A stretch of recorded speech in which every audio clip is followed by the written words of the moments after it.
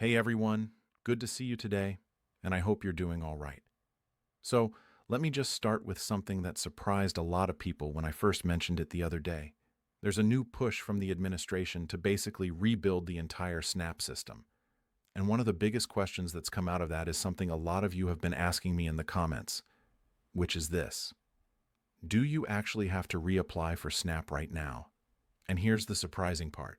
Even though some officials have hinted that every single person might be asked to reapply, the official word from the USDA says something a little different. And honestly, it changes the way people should think about this. So stay with me because what's happening behind the scenes might affect you more than you think.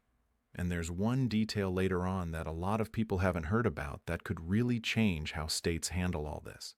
Before we get into everything, let me ask you something simple. What's the one thing you wish the SNAP system did better? Let me know in the comments. So, here's what's going on. A lot of the confusion started because the new legislation, the one big beautiful bill signed by President Trump, includes the biggest set of changes to SNAP in years, and one of the key officials behind these changes, Brooke Rollins, has been saying in interviews that they want to completely rebuild SNAP from the ground up. At one point, she even said they're going to ask everyone to reapply. And of course, that made millions of people panic because if you've ever been through a full reapplication for SNAP, it's not just a form. It could take weeks, and sometimes it requires interviews, new documents, and a whole lot of waiting. But here's the thing. The official USDA statement actually said something very different. They said there's no national order for everyone to reapply.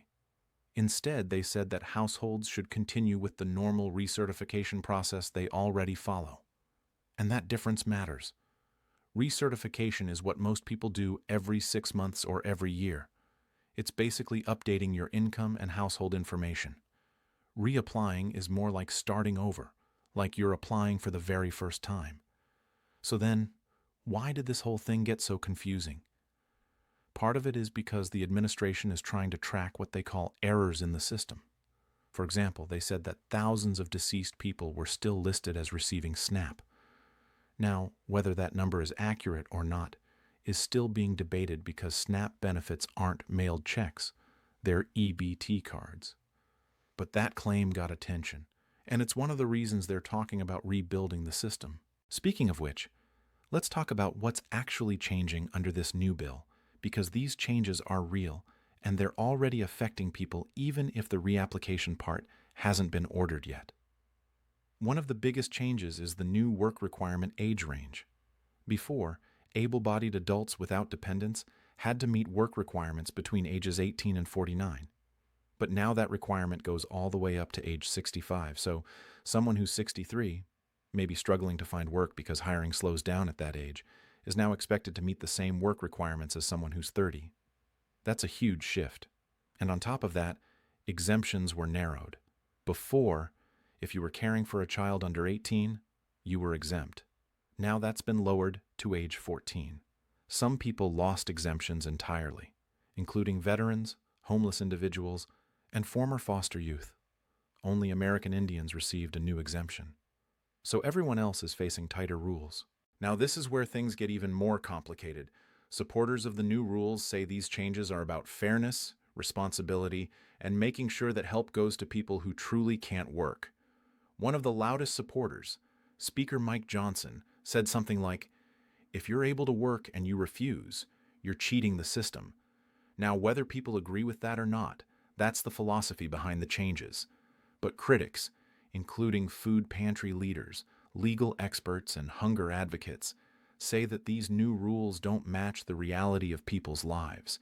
They point out that many people who rely on SNAP are already working, but they're working low-wage jobs or inconsistent hours. The American Community Survey has shown again and again that most SNAP households include at least one working adult. So when people hear the message, "You just need to get a job," they feel like the system doesn't see the work they already do. Also, some advocates say the changes hit groups that are already facing huge obstacles. For example, homeless individuals who don't have stable addresses or caregivers who are juggling elder care, or disabled family members or people living in rural towns where the nearest job might be 40 miles away. So when the rules get tighter, these people are the first to feel it, even though they're often trying their best. Another thing people are worried about is how many people might lose benefits. The Congressional Budget Office estimates around 4 million people could lose SNAP by 2034 because of these new rules. That's not just adults. That includes households where one adult loses benefits, and that loss affects the entire family's food budget. Now, let me circle back to something I said earlier because this is important. Reapplication hasn't been ordered nationwide, but the reason people are worried is because USDA and state agencies are still figuring out how to enforce all the new rules. And states are facing something big, something that hasn't been talked about much. Starting in 2028, if a state makes too many SNAP errors, they will have to start covering part of the benefit costs themselves. And the estimate for that is up to $100 billion across states. So think about that for a second. States that already have staff shortages and outdated computer systems might suddenly be forced to pay their own money if they don't catch every tiny mistake. And that creates a huge incentive for states to tighten paperwork, push people to recertify more often, and make sure they're following every single new rule. That's one of the reasons some people believe reapplication could still happen later, even if it's not happening yet. Also, food banks and community organizations are already seeing signs of stress. During the government shutdown back in November, demand for food assistance shot up in some places by more than 1,000%. That was because SNAP payments were temporarily paused and families immediately felt the strain. And food banks say those numbers haven't fully gone back down because people are still living with uncertainty. When you're not sure if your benefits will stay the same or when a next rule change might happen, it becomes harder to plan meals, to budget, and even to work because you're constantly reacting to changes. And next, let's talk about something that a lot of people misunderstand, and that is fraud. Fraud is one of the reasons the administration says they need tighter rules. But according to the Congressional Research Service, SNAP fraud is actually rare. Most mistakes happen because of paperwork errors, income changes, or state processing issues. When fraud does happen, it's usually retailers who do illegal transactions, not families buying groceries. So when people hear that thousands of deceased people are getting benefits, it creates fear and frustration. But the truth is often much more complicated. Another thing to consider is how these changes impact legally present immigrants, refugees, and trafficking survivors. Before, many of these groups were eligible for SNAP because they were in the country legally and allowed to work. Under the new rules, many of them are now excluded. And this has been called unspeakably harmful by advocacy groups since refugees often arrive with nothing, and SNAP helps them get settled while they find work. Now, you might be wondering, what does all this mean for you or someone you know? And honestly, this is where the conversation gets really personal, because for most people, the most important question is still the same. Do I need to reapply? So, let me say it again in simple terms. Right now, the official rule is that you should continue with your normal recertification. If you're due for a 6-month update or an annual renewal, do that. Keep your information up to date. Respond to any letters from your state agency. And if your income or household changes, report it like you normally would, but keep your eye out for updates, because the gap between what officials are saying publicly and what they're discussing in interviews is big enough that things could change later. And yeah, I know this stuff can feel overwhelming. People are dealing with enough as it is.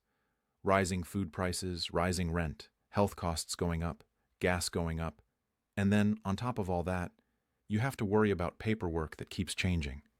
It's exhausting. I get comments from folks that their SNAP app barely lasts 2 weeks anymore, or that they're scared of losing benefits because of one missed report. So, if you're feeling stressed or frustrated, you're not alone. Now, let's look ahead a little bit. States are preparing for these rule changes, and one of the biggest things that might surprise people is that some states are considering new digital verification systems that could automatically check income, work hours, and other information. Some of those tools might make things easier, but some could also flag people incorrectly. And that's another reason people worry about reapplication, because anytime the system gets redesigned, there's a chance of mistakes. So, what's the smart thing to do right now? Honestly, the most helpful thing you can do is stay informed. Make sure your recertification is done on time. Keep your EBT card active. Check your mail or online portal. And if something looks off, call your local agency. And most importantly, don't wait. If you get a letter asking for information, respond as soon as you can. Missing a deadline is one of the most common reasons people lose benefits even when they're still eligible. And hey, remember when I mentioned earlier that there's something most people don't know about the state cost sharing starting in 2028? That one single rule could actually shape everything that happens over the next few years.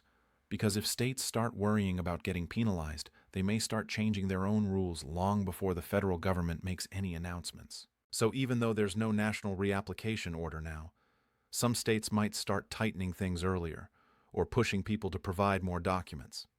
That's the part I wanted you to know about because it explains why a lot of people are nervous, even if the government hasn't told everyone to reapply.